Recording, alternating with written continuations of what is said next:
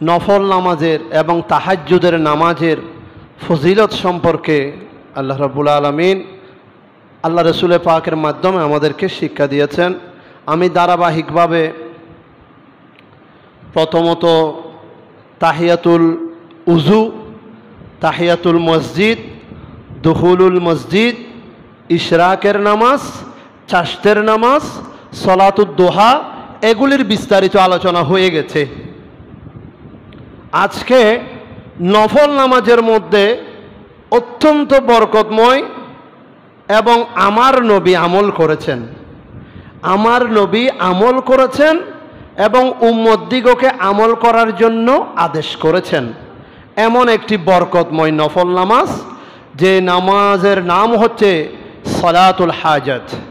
সলাতুল হাজাত, হাজাত মানে প্রয়োজন, দরকার। হাজত মানে প্রয়োজন, দরকার। একটি নামাজ আমার নবী আকরাম সাল্লাল্লাহু তাআলা আলাইহি ওয়াসাল্লাম আদায় করেছেন এবং উম্মতদিগকে আদায় করার জন্য আদেশ করেছেন। হযরতে আব্দুল্লাহ ইবনে আবু আওফা রাদিয়াল্লাহু তাআলা আনহু থেকে বর্ণিত, নবী করিম সাল্লাল্লাহু তাআলা আলাইহি ওয়াসাল্লাম ইরশাদ করেন, যে ব্যক্তির প্রয়োজন আছে, বেশি প্রয়োজন, বেশি দরকার, আল্লাহ কিংবা কোনো মানুষের কাছে, বুঝে নেবেন সলাতুল হাজত কেন পড়তে হবে। কিছু কিছু প্রয়োজন সরাসরি বান্দা চাইবে আল্লাহর কাছে, কিছু কিছু প্রয়োজন বান্দা এবং আল্লাহর সাথে চাওয়া পাওয়া, হিসাব নিকাশ বান্দা এবং আল্লাহর সাথে। আবার কিছু কিছু চাওয়া পাওয়া রয়েছে বান্দা এবং বান্দার সাথে, এক বান্দা অপর বান্দার সাথে কাছে গিয়ে কিছু চাইতে হয়। এটাই দুনিয়ার নিয়ম। কেমন এটা, কেমন এটাকে আবার শিরিকের ফতোয়া লাগানো যাবে না। অসুখ হয়েছে, ডাক্তার একজন আল্লাহর বান্দা, আল্লাহ ওয়াসিলা দিয়েছেন আপনাকে চিকিৎসার প্রেসক্রিপশন এবং ডাক্তারের পরামর্শ অনুযায়ী রোগ নির্ণয় করার জন্য এবং দ্রুত সুস্থ হওয়ার জন্য ডাক্তার যে হিসেবে আপনাকে প্রেসক্রিপশন দিয়েছে সেই হিসেবে আপনাকে ওষুধ খেয়ে সুস্থ হতে হবে। এটা হচ্ছে আল্লাহর ওয়াসিলার বিধান। সুবহানাল্লাহ। তার মানে কিছু বিষয় আছে সরাসরি আল্লাহর কাছে চাইতে হবে। আল্লাহর কাছে কি চাইবো? হায়াত চাইবো। আল্লাহর কাছে কি চাইবো? রিজিক চাইবো। আল্লাহর কাছে ইজ্জত চাইবো। আল্লাহর কাছে সম্মান চাইবো। আল্লাহর কাছে সুস্বাস্থ্য চাইবো। আল্লাহর কাছে আমার নিজের জন্য যেভাবে কল্যাণ, আমার পরিবারের কল্যাণ চাইবো। আল্লাহর কাছে আমার সন্তানের ভবিষ্যৎ কামনা করব। আল্লাহর কাছে আমার পরিবারের সুস্থতা, সামাজিকতা, আমার পরিবারের মহব্বত, আমার পরিবারের নিরাপত্তা, আমার পরিবার বর্গের উপর যেন কোনোভাবে বিপদ বলা মুসিবত না আসে, আমার পরিবার যেন জুলুমের মুখোমুখি না হয়, আমিও নিজেও যেন কোনো জুলুমের মুখোমুখি না হই। আল্লাহর কাছে 5 ওয়াক্ত নামাজের পরে আমরা এভাবে প্রয়োজনগুলি চেয়ে নিই। সুবহানাল্লাহ। আল্লাহর দরবারে ফরিয়াদ করে আমরা আমাদের এই প্রয়োজনগুলি চেয়ে নিই সব সময়। তবে দুনিয়ার সিস্টেম অনুযায়ী, নিয়ম অনুযায়ী কিছু কিছু বিষয় নিয়ে আমাদের কাছে, আমাদের যারা বিশেষত শিক্ষা অনুরাগী, জনপ্রতিনিধি, সমাজের মাল্যবর ব্যক্তি, সর্দার, মাতব্বর, চেয়ারম্যান, মেম্বার, এই জাতীয় যাদেরকে আল্লাহ সম্মানের পাত্র বানিয়েছেন, দুনিয়ার জমিনে সেবক বানিয়েছেন, কোনো না কোনো কারণে সুবিধা অসুবিধা তাদের দ্বারস্থ হতে হয়। এবং তাদের কাছে যাওয়ার সময় আমরা চিন্তা করি, আমি কি সুবিচার পাব? আমি কি আমার আশানুরূপ হক বিচারটা পাব? আমি যে উদ্দেশ্যে যাচ্ছি ওনার কাছে, এটা কি আমি যথাযথ সমাধানটি পাব? আমি ন্যায় বিচার নিয়ে, আমার যথার্থ আশা নিয়ে ওনার কাছে আমি দরখাস্ত করছি, আবেদন করছি। শিক্ষা প্রতিষ্ঠানেও করতে হয়, চাকরির জন্য করতে হয়, প্রমোশনের জন্য করতে হয়, কোনো মামলা মোকদ্দমায় পড়লে সেখানেও করতে হয়, কোনো কিছু পাওয়ার জন্য নিবন্ধন করতে হলে সেখানেও করতে হয়। তো যেখানে সেখানে নিবন্ধন আবেদন করলে তো হবে না, জায়গা বরাবর করতে হবে, জায়গা বরাবর করতে হবে। না হলে বেকুব, না হলে বেকুব, বোকা। তো সেই জন্য যখন আমাদেরকে উপযুক্ত মানুষের কাছে, নির্দিষ্ট মানুষের কাছে নির্দিষ্ট বিষয় নিয়ে যেতে হবে, তখন আল্লাহর দরবারে আমার নবীর আদেশ, আমার নবীর হুকুম 2 রাকাত কিংবা 4 রাকাত সালাতুল হাজাত যদি পড়ে যান, তাহলে আল্লাহর গায়েবের পক্ষ থেকে, কুদরতের পক্ষ থেকে সরাসরি নতুবা রহমতের ফেরেশতা দ্বারা আপনার জন্য সাহায্য পাঠানো হবে। সুবহানাল্লাহ। এটা শরীয়ত সম্মত, এখানে শিরিক বলার কোনো সুযোগ নেই। প্রিয় হাজিরিন, যেটা বোঝাতে চেয়েছিলাম, প্রয়োজন পূর্ণ হওয়ার জন্য হয়তো আল্লাহ রাব্বুল আলামিনের কাছে চাইতে হবে, নতুবা দুনিয়ার কোনো আপনজন, প্রতিবেশী, আত্মীয় স্বজন, ধনী গরিব সকলের একটা ভারসাম্যতাকে আল্লাহ একটা নিয়ম করে দিয়েছেন। ধনী গরিবের মুহতাজ, আর গরিব ধনীর মুহতাজ, এটাই নিয়ম। কোনো সময় ধনী গরিবের, দরিদ্রের মুহতাজ হবে, আবার দরিদ্র কোনো সময় গরিবের মুহতাজ হবে, আর গরিব কখনো দরিদ্রের মুহতাজ হবে। ধনী গরিব একে অপরের সমপূরক, কেউ কারো চাইতে ভিন্ন নয়, আলাদা নয়, অভিন্ন। সময়ে সময়ে কার কতটুকু প্রয়োজন সেটা বোঝা যায়। আল্লাহ রাব্বুল আলামিন ইরশাদ করেন, وَمِنَ اللَّيْلِ فَتَهَجَّدْ بِهِ نَافِلَةً لَكَ عَسَىٰ أَن يَبْعَثَكَ رَبُّكَ مَقَامًا مَحْمُودًا। হে আল্লাহর হাবিব, আপনি মধ্যরাতে কিছু সময় অতিরিক্ত ইবাদত করুন। আশা করা যায় অচিরেই এই সামান্যটুকু ইবাদত, অল্প তাহাজ্জুদের নামাজ, অল্প নামাজ আপনাকে মাকামে মাহমুদের মধ্যে পৌঁছিয়ে দিবে। সুবহানাল্লাহ। প্রিয় হাজিরিন, সেই জন্য উত্তম রূপে উযু করে, খুব ভালোভাবে উত্তম রূপে উযু করে 2 রাকাত নামাজ পড়ে, অতঃপর মহান আল্লাহর প্রশংসা করে এবং নবী করিম সাল্লাল্লাহু তাআলা আলাইহি ওয়াসাল্লামের উপর সালাতু সালাম দুরূদ শরীফ পাঠ করবে। তারপর বলবে, আল্লাহ ব্যতীত কোনো মাবুদ নেই, লা ইলাহা ইল্লাল্লাহ, আল্লাহ ব্যতীত কোনো উপাস্য নেই, তিনি ধৈর্যশীল, মহামহিম, আমি মহান আরশের কর্তা, স্রষ্টা, আমার রব, আমার পালন কর্তা, আমি আমার আল্লাহর সাহায্য কামনা করছি, পবিত্রতা বর্ণনা করছি এবং সমস্ত প্রশংসা একমাত্র আল্লাহর জন্য, যিনি সমগ্র পৃথিবীর মালিক। আমি তোমার আবশ্যকীয় রহমতের আশায় রয়েছি, আমি আল্লাহর আমার উপরে আবশ্যকীয় লাজেম রহমত কামনা করছি, রহমতের আশায় আছি, এবং আপনার শক্তি সামর্থ্যের উপরে আমি ইয়াকিন রেখে, বিশ্বাস রেখে, দৃঢ় বিশ্বাস স্থাপন করে আল্লাহর দরবারে ক্ষমা প্রার্থনা করছি, আল্লাহর দরবারে ইস্তেগফার করছি, তওবা করছি। প্রত্যেক সৎ কাজের, প্রত্যেক ভালো কাজের, উত্তম কাজের, সৎ কাজের প্রাপ্তি এবং প্রত্যেক অসৎ কাজ থেকে মুক্তি, প্রত্যেক ভালো কাজের পুরস্কার এবং প্রত্যেক মন্দ কাজ থেকে মুক্তি কামনা করছি। হে আল্লাহ, হে আমার রব, হে আমার পালনকর্তা স্রষ্টা, আপনি আমাকে ক্ষমা করে দিন, আপনি আমাকে মার্জনা করে দিন। আল্লাহ আমাকে ক্ষমা করে দিন, সব বিপদ আপদ বলা মুসিবত থেকে আমাকে বাঁচিয়ে নিন, সকল ধরনের বলা মুসিবত থেকে, বিপদ থেকে আমাকে হেফাজত করুন। এবং এভাবে আল্লাহর দরবারে হাত উঠিয়ে নিজের হাজতের জন্য, নিজের চাওয়া পাওয়া, নিজের দরকার, নিজের প্রয়োজনগুলি তুলে ধরে 2 হাত আল্লাহর দরবারে তুলে দিয়ে তখন ওই মুহূর্তে হযরতে আন হুযাইফাতা ক্বালা কানা নবী সাল্লাল্লাহু আলাইহি ওয়াসাল্লাম ইযা হাযানাহু আমরুন সাল্লা। হযরতে হুযাইফা রাদিয়াল্লাহু তাআলা আনহু থেকে বর্ণিত, তিনি বলেন, রাসূলুল্লাহ সাল্লাল্লাহু তাআলা আলাইহি ওয়াসাল্লাম যখন কোনো কিছুর প্রয়োজন হতো, আমার কামলিওয়ালা নবী, দয়াল নবী, আমাদের সকলের দয়াল নবীর যখন কোনো কিছু বিশেষভাবে প্রয়োজন হতো, বিশেষভাবে দরকার হতো, হযরতে হুযাইফা রাদিয়াল্লাহু তাআলা আনহু থেকে বর্ণিত হাদিসে পাক, ইনি বলছেন, আমার নবী আর দেরি করতেন না যখন বেশি চিন্তিত হয়ে যেতেন। আমার নবী যখন বেশি পেরেশানির মধ্যে চিন্তিত হয়ে যেতেন, তখন তিনি সাথে সাথে 2 রাকাত বা 4 রাকাত হাজতের নামাজের জন্য দাঁড়িয়ে যেতেন। সুবহানাল্লাহ, আল্লাহু আকবার। আমাদের কাছে এমন কোনো আমল নেই, এমন কোনো আমাদের কাছে অভ্যাস নেই, এমন কোনো আমাদের চর্চা নেই।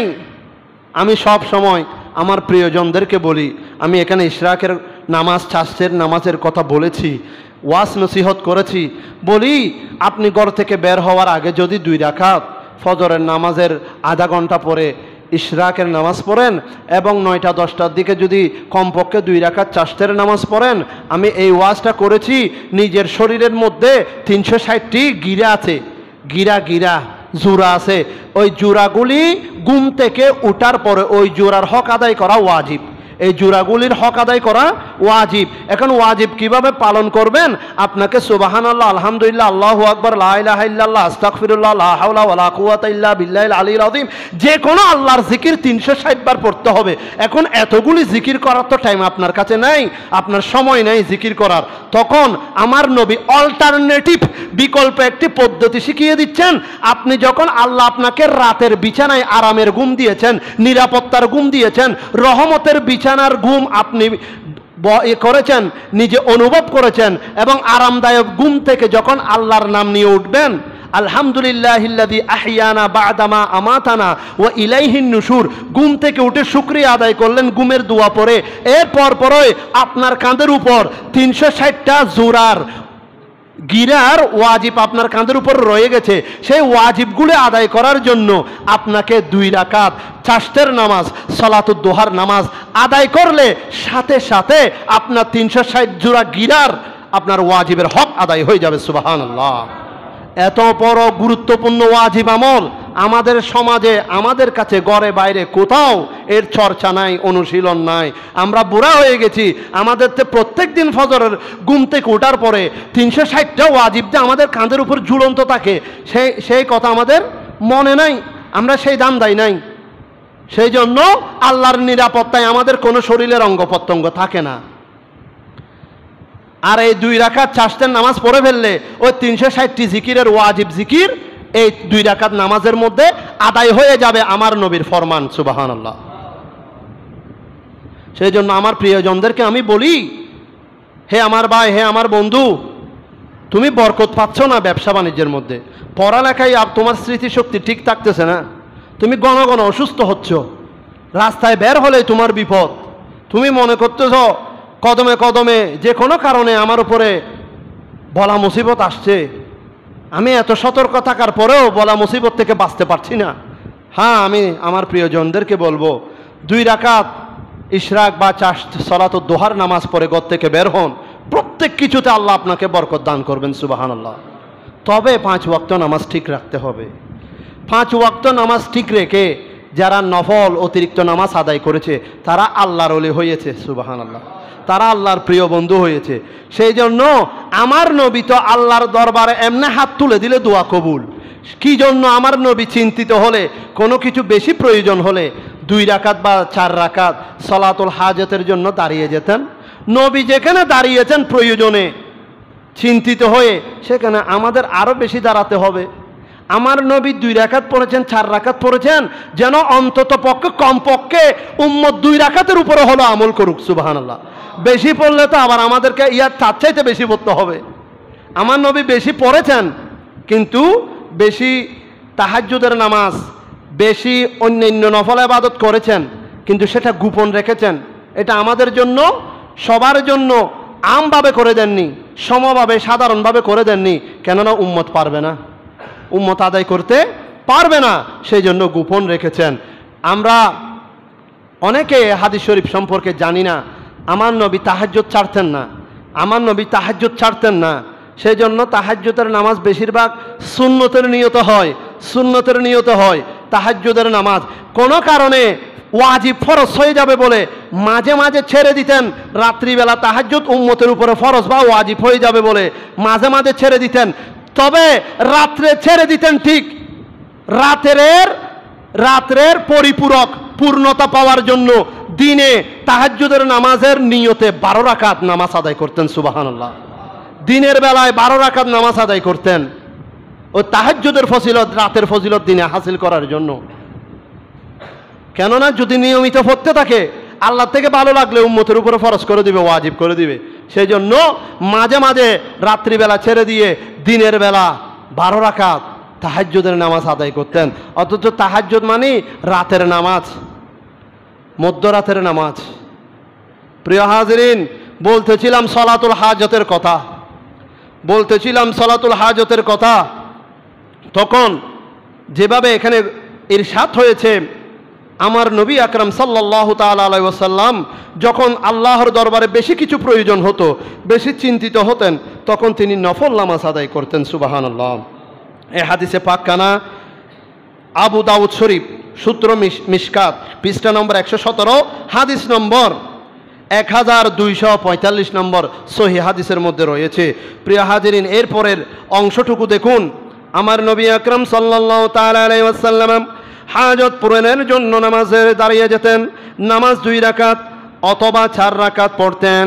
হাদিস শরীফে আছে, প্রথম রাকাতে সূরা ফাতিহা ও 3 বার আয়াতুল কুরসি, এবং অবশিষ্ট 3 রাকাতে সূরা ফাতিহা ও কুল হুয়াল্লাহু আহাদ, এবং তৃতীয় রাকাতের মধ্যে কুল আউযু বিরব্বিল ফালাক, এবং চতুর্থ রাকাতের মধ্যে কুল আউযু বিরব্বিন নাস। এভাবে নামাজ আদায় করতেন। সুবহানাল্লাহ। কি বোঝা গেল? প্রথম রাকাতে 4 রাকাত পড়লে, 4 রাকাতের নিয়ত করলে, প্রথম রাকাতে সূরা ফাতিহার পর 3 বার আয়াতুল কুরসি পড়তেন। প্রথম রাকাতে 3 বার আয়াতুল কুরসি পড়তেন। দ্বিতীয় রাকাতে সূরা ফাতিহার পর 1 বার সূরা ইখলাস কুল হুয়াল্লাহু আহাদ পড়তেন। এবং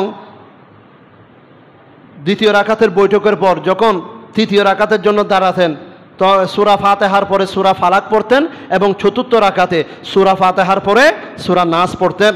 এভাবে হাজতের নামাজ আমার নবী আকরাম সাল্লাল্লাহু তাআলা আলাইহি ওয়াসাল্লাম আদায় করতেন।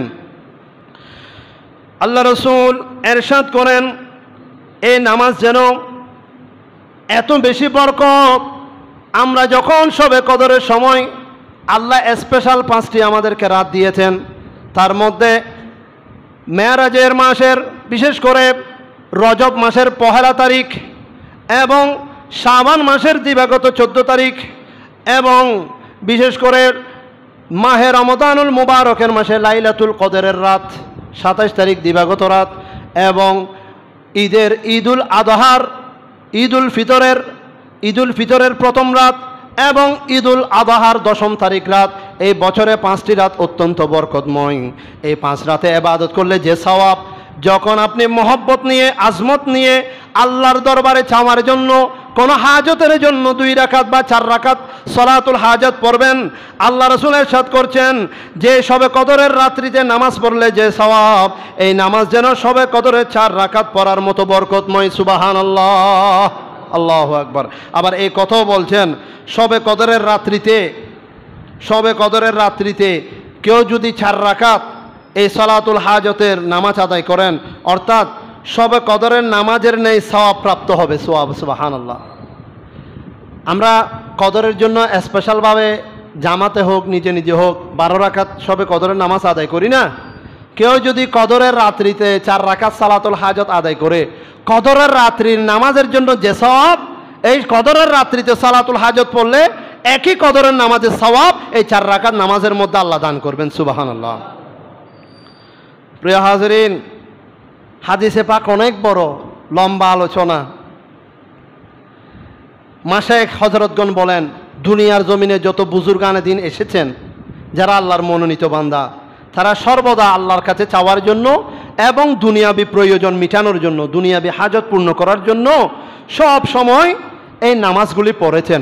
সেই জন্য আমার প্রবাসী ভাইদেরকে বলবো, যখন আপনি প্রবাস থেকে দেশের উদ্দেশ্যে রওনা হবেন, তখন 2 রাকাত বা 4 রাকাত সালাতুল হাজতের নামাজ পড়ে ওখান থেকে রওনা দিবেন। আবার দেশ থেকে যখন প্রবাসের উদ্দেশ্যে রওনা দিবেন, তখন 2 রাকাত বা 4 রাকাত হাজতের নামাজ পড়ে ঘর থেকে বের হবেন। আবার কারো কারো চাকরির ইন্টারভিউ থাকে, ইন্টারভিউতে যাওয়ার আগে এই 2 রাকাত বা 4 রাকাত আপনি সালাতুল হাজত পড়ে নেবেন।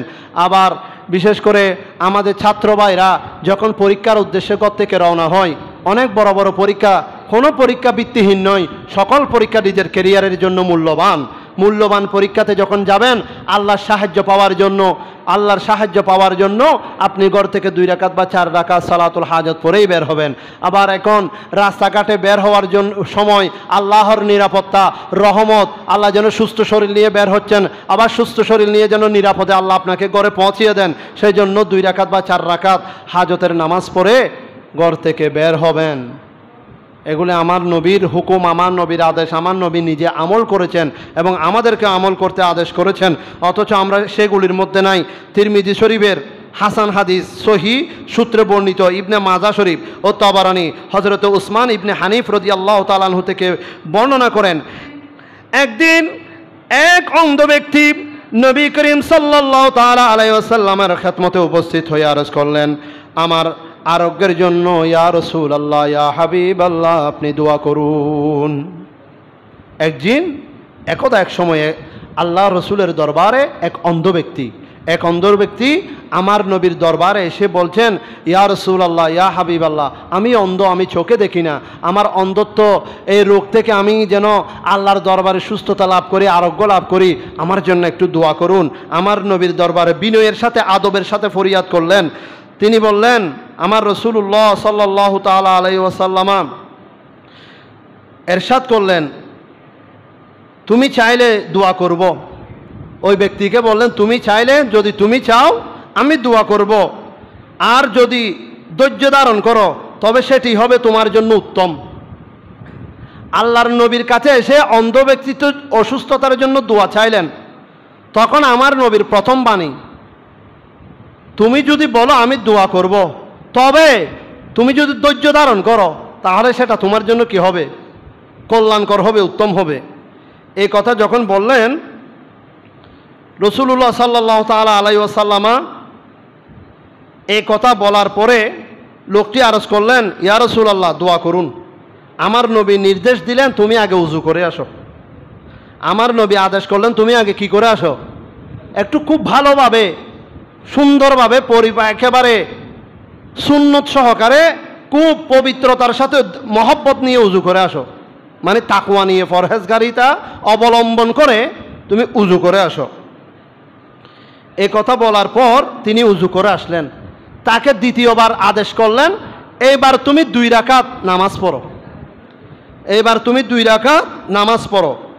এখন নামাজ পড়ার পরে আল্লাহ রাসূল দোয়া করছেন, আল্লাহুম্মা ইন্নী আসআলুকা আতাওয়াসসালু ওয়া আতাওয়াজ্জাহু ইলাইকা বিনাবিয়্যিকা মুহাম্মাদিন নাবিয়্যির রাহমাতি, ইয়া রাসূলুল্লাহ ইন্নী তাওয়াজ্জাহতু বিকা ইলা রাব্বি ফি হাজাতি হাযা লিতুকদি লি আল্লাহুম্মা ফাশাফিউহু ফিয়া।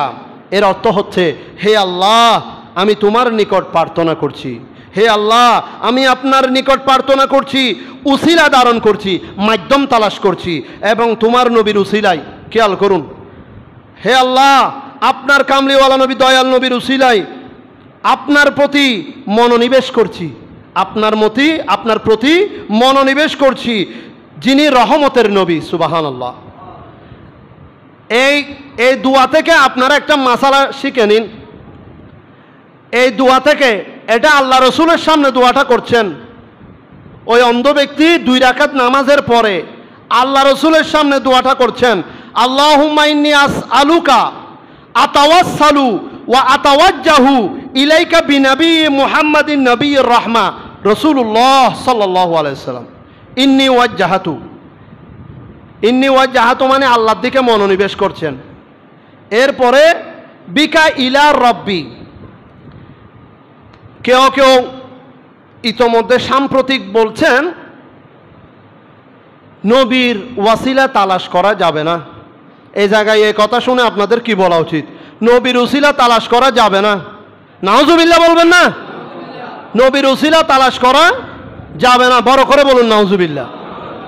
এখন নবীর সামনে 2 রাকাত নামাজ পড়ার পরে নবীর সামনে বসে আল্লাহর দরবারে ফরিয়াদ করছেন, আপনার রাসূলুল্লাহর ওসিলা তালাশ করছি। আতাওয়াসসালু ওয়া তাওয়াজ্জাহু ইলাইকা বিনাবিয়্যি মুহাম্মাদির রাহমা, আল্লাহ রসুলের ওয়াসিলা তালাশ করছেন তার সুস্থতার জন্য, তাহলে নবীর যুগে নবীর সামনে নবীর ওসিলা তালাশ করলে ইবাদত এবং আল্লাহ খুশি, আল্লাহ দোয়া করেন। তাহলে আজকে 1450 বছর পরে, প্রায় 1500 বছরের কাছাকাছি এই সময়ে এসে যদি টুপিওয়ালা, দাড়িওয়ালা, জুব্বা দাড়ি মিডিয়ার সামনে এসে যদি বলে নবীর ওসিলা তালাশ করা হারাম, নবীর ওসিলা তালাশ করা হারাম, ওসিলা মানা যাবে না, হ্যাঁ, কারণ নবী এটা তো আমাদের মুরব্বী, নাউজুবিল্লাহ, নবী এটা তো আমাদের বড় ভাই, নাউজুবিল্লাহ, নবী এটা তো মুসলমান, আমিও মুসলমান বরাবর, কুল্লু সাবা সাবা, নাউজুবিল্লাহ।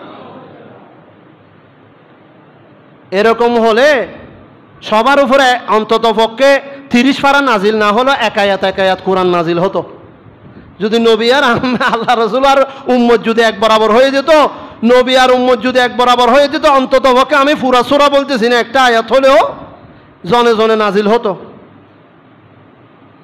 এক বরাবর। নবীকে পিতা না বলার জন্য আমরা খুব ভক্তি করে মহব্বত করে পীরে মুর্শিদকে বাবা বলি, হ্যাঁ জায়েজ আছে। শিক্ষককে বাবা বলি, হ্যাঁ জায়েজ আছে। মুরব্বীদেরকে, চাচাদেরকে বাবা বলি, হ্যাঁ জায়েজ আছে। বয়োজ্যেষ্ঠ মুরব্বীদেরকে বাবা বলি, জায়েজ আছে। তবে রসুল আকরাম সাল্লাল্লাহু তাআলা ইসলামকে বাবা বলতে নিষেধ করেছেন। কোথায় নিষেধ করেছেন? সূরা আহজাব, মা কানা মুহাম্মাদুন আবা আহাদিম মির রিজালিকুম ওয়ালাকিন রাসূলুল্লাহি ওয়া খাতামান নবিয়্যিন।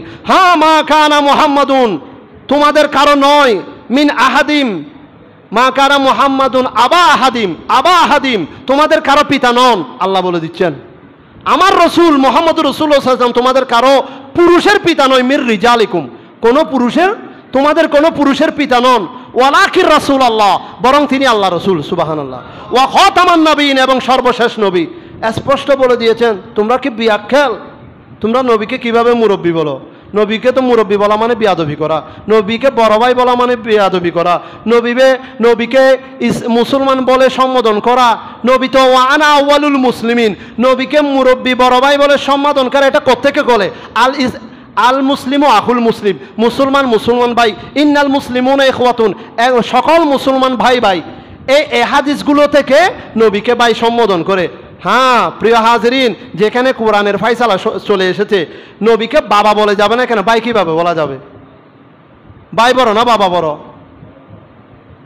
আর যে কারো বাবা হয় সে কারো শালা হয়, সে কারো বৈনুজ্জামাই হয়, সে কারো বড় ভাই, দুলো ভাই, সৈদ্য যত আছে, মত ভাই, ফুতো ভাই, শত ভাই, সব কিছু হয়। নবীকে রসুল আকরাম সাল্লাল্লাহু তাআলা ইসলামকে বাবা সম্বোধন করা যেখানে নিষেধ, সেখানে ভাই কিভাবে সম্বোধন করবে? আকীদার মাসালা বোঝা বড় কঠিন, আমলের মাসালা সহজ। শুধু আমল করলে, আমি গত জুমায় বলেছি, শুধু আমল করে ফরান দিয়ে ফেললে কারবালার ময়দানে ইমাম হুসাইন রাদিয়াল্লাহু তাআলা আনহু সপরিবারে 72 জনে শাহাদাত বরণ করতে হতো না। ইসলামের সত্যতা, হকের প্রতিষ্ঠা করার জন্য, হকের পথে হককে তুলে ধরার জন্য, সত্যের পথে থাকার জন্য, সত্য শিক্ষা দেওয়ার জন্য, আমার নবীর ইসলামের বাগানকে তরুতাজা রাখার জন্য সত্যের পথে মাথা নোয়ায়নি, মাথা নিচু করেনি, ছেড়ে দিয়েছে, তবে হাত দেয়নি। এটাই হচ্ছে কারবালার শিক্ষা, এটাই হচ্ছে আমার নবীর আহলে বাইতের শিক্ষা। সত্যের উপর অটল থাকতে হবে। সত্যের উপর ইন্তেকাল করতে পারলে শাহাদাতের মকাম, জান্নাত আপনার জন্য অপেক্ষা করছে। আর মরণ তো এমনিই হবে, মিথ্যার উপর মৃত্যুবরণ করবেন, ওই কাফের শয়তান মুনাফিকের সাথে জাহান্নামে যেতে হবে, নাউজুবিল্লাহ। প্রিয় হাজরিন, নবীর উসিলা ধরে হাদিস বলে শেষ করে দিচ্ছি, সময় কম। নবীর উসিলা ধরে ওই অন্ধ ব্যক্তি নবীর সামনে দোয়া করলেন। তখন দেখা যাচ্ছে, হে আল্লাহ রসুল, আমি আপনার মাধ্যমে, আবার বলছেন 2 বার, আমি আপনার মাধ্যমে আমার প্রয়োজন পূরণ করার জন্য, হে আল্লাহ রসুল, আমি আপনার মাধ্যমে আমার চাওয়া পাওয়া, আমার চাহিদা, আমার দরকার, আমার প্রয়োজন মিটানোর জন্য আমার রব্বুল আলামিনের দরবারে, আল্লাহর দরবারে আমার নিয়তকে মনোনিবেশ করছি, সুবহানাল্লাহ। আমার নিয়তটা প্রকাশ করছি, ব্যক্ত করছি। এটা বলার পর যেন আমার উদ্দেশ্য পূরণ হয়, সুবহানাল্লাহ, যেন আমার উদ্দেশ্য পূরণ হয়। হে আল্লাহ, আমার অনুকূলে তার সুপারিশ কবুল করুন, আমার অনুকূলে তার সুপারিশ কবুল করুন। এখন আল্লাহ রসুল দোয়া করছেন, আমার অনুকূলে, আমার মাধ্যমে, আমার কারণে এই অন্ধ ব্যক্তির দোয়া কবুল করুন, সুবহানাল্লাহ। নবী নিজেও দোয়া করছেন এবং অন্ধ ব্যক্তিও দোয়া করছে। নবীর উসিলা দিয়ে দোয়া করার জন্য নবী শিক্ষা দিচ্ছেন, এবং নবীর কারণে, রহমতুল্লিল আলামিন নবীর কারণে ওই অন্ধ ব্যক্তির দোয়া করার জন্য নবী সুপারিশ করছেন, সুবহানাল্লাহ। উসমান ইবনে হানিফ রাদিয়াল্লাহু তাআলা বলেন, আল্লাহর শপথ, নবী সাহাবী, যিনি হাদিসটা রাওয়ায়াত করেছেন, উসমান ইবনে হানিফ রাদিয়াল্লাহু তাআলা আনহু, আল্লাহর শপথ করে বলছেন আমরা এখনো উঠিনি, মানে ওই দোয়া শেষ হওয়ার সাথে সাথে এখনো বৈঠক থেকে আমরা দাঁড়াইনি, উঠিনি, আলোচনা এখনো রত আছে, আলোচনা দোয়া এখনো চলমান আছে। ওই সময়ে অন্ধ ব্যক্তি আমার রসুলের সামনে, আমাদের সকলের সামনে আল্লাহর রহমতে তার দু চোখের আলো, দৃষ্টি চোখের আলো ফিরে পেলেন। সুবহানাল্লাহ, তার চোখের আলো জ্যোতি ফিরে ফেলেন, সাথে সাথে অন্ধ ব্যক্তি চোখে দেখা শুরু করে দিলেন। আল্লাহু আকবার। তো পৃথিবীর আজকে 1450 বছর পর আমাদের মতো লেবাসদারি টুপিওয়ালা মিডিয়ার মধ্যে বলছে রসুলের মাধ্যম তালাশ করা হারাম, রসুলের উসিলা তালাশ করা হারাম। ফাড়া ফাড়াইয়া নাউজুবিল্লাহ হইনা করেন না, জবান ইয়েন নবিল্লাই, এ জবান ইয়েন হোসাইনি মুসলমান নবিল্লাই, নবীর শানত বেয়াদফি করছি ইমান নাই, নবীর উসিলা মানন, নবীর উসিলা তালাশ করন, এ নবীর উম্মতরে নবী শিক্ষা দিই। আজিয়া হালিয়েন 1450 বছর আগে শিক্ষা দিয়ে দেয়, নবীর উসিলা দিয়ে দোয়া করি বেলাই, দোয়া কবুল হবু এবং কবুল হই দই। প্রত্যেক সাহাবীর সামনে অন্ধ ব্যক্তি ওয়ারা ওয়ারা এজু বৈঠক করতো নৌড়ে, বৈঠে আসেন বৈঠক করতো এজু নতি ওয়ার ওয়ারাই বেসগর আলো ফিরে ভাই। সুবহানাল্লাহ। এরকম মক্কা মদিনা শরীফ বোধ কি এরকম মন প্রাণগুলি দোয়া খুলে অন্ধ ব্যক্তি যায় আলো ফিরি পার ওনারা মিডিয়া দেখুন।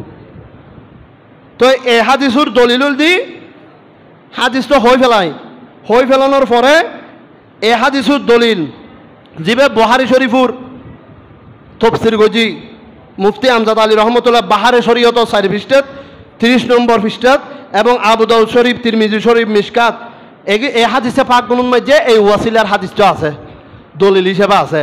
তো আপনাদের বিবেকে আপনারা বলুন, যারা এই সমস্ত আমার নবীর মহব্বত ছাড়া, আমার নবীর সাথে বিদ্বেষ রেখে, আমার নবীর সাথে দুশ্মনী করে, আমার নবীর উম্মত হয়ে, আমার নবীর কালমা পড়ে, আমার নবীর ইসলামে থেকে মুসলমান হয়ে যারা নবীর মাধ্যম তালাশ করতে, ওসিলা তালাশ করতে নিষেধ করে, তারা কত বড় বোকা, যেখানে কালমা পড়ে সেখানে কালমার মধ্যেও নবীর ওসিলা, নবীর নাম। সুবহানাল্লাহ। তারা কত বড় বোকা, যেখানে আজান দেয় সেখানেও নবীর নাম। তারা কত বড় ডামিস, কত বড় বোকা, যে নামাজ পড়ে সেই নামাজের মধ্যে আল্লাহ ওয়াজিব করে দিয়েছেন নবীকে সালাম দেয়া, আসসালামু আলাইকা আইয়ুহান নবী ওয়া রাহমাতুল্লাহ। যদি নবীকে সালাম না দেয় তার নামাজও কবুল হবে না। প্রিয় হাজিরিন, কোনো ইবাদত বাকি নাই কোরআন হাদিসে, কোনো ইবাদত বাকি নাই যেখানে নবী আমাদেরকে শিক্ষা দেয় নাই এবং নবী সেখানে জড়িত ওয়াসিলা মাধ্যম নাই। সুবহানাল্লাহ। তাহলে নবীকে বাদ দিয়ে ইসলামও নাই, ধর্মও নাই, কিছু নাই। আল্লাহ খালেক, নবী মখলুক। আল্লাহ স্রষ্টা, নবী সৃষ্টি। কেউ এরকম বলবে না যে, এরকম বলবে না নবী নিজে নিজে হাবিল, এরকম না। সব দুনিয়ার সব কিছুর মালিক এক আল্লাহ, মালিক এক আল্লাহ। মালিকানা দিয়েছেন রসুলের পাককে। সুবহানাল্লাহ। আল্লাহ রব্বুল আলামিন, রসুল রহমতুল লিল আলামিন। এবার শিরিকের ফতোয়া লাগাইলে আল্লাহ রসুলের সাথে লাগাও, এখানে আমরা সেগুলি জবাব দিতে দিতে বুড়া হয়ে যাচ্ছি। এগুলি জবাব দিতে দিতে আমরা আজকে মরি না কালকে মরি, বুড়া হয়ে যাচ্ছি। তারপরে বলতেছে নবীর ওসিলা ধরা নাকি শিরিক। এগুলিকে 7 পুকুরের পানি দিয়ে, সোনার উপর পানি দিয়ে গোসল করাইলেও ফাঁক হবে না। আল্লাহ আমাদেরকে হেফাজত করুক, বুঝার তৌফিক দান করুক, আমিন। এদের পেছনে নামাজ পড়া, এজিদের পিছনে নামাজ পড়া, এদের পিছনে নামাজ পড়া, এজিদের পিছনে নামাজ পড়া, এজিদের পিছনে ইক্তেদা করবেন না। হুসাইনি মুসলমান, আশেক রসুল, আহলে বাইতে রসুলের গোলামদের পিছনে নামাজ পড়বেন। আল্লাহ আমাদেরকে এই আমলটুকু করার তৌফিক দান করুক, আমিন। আসসালামু আলাইকুম ওয়া রাহমাতুল্লাহ।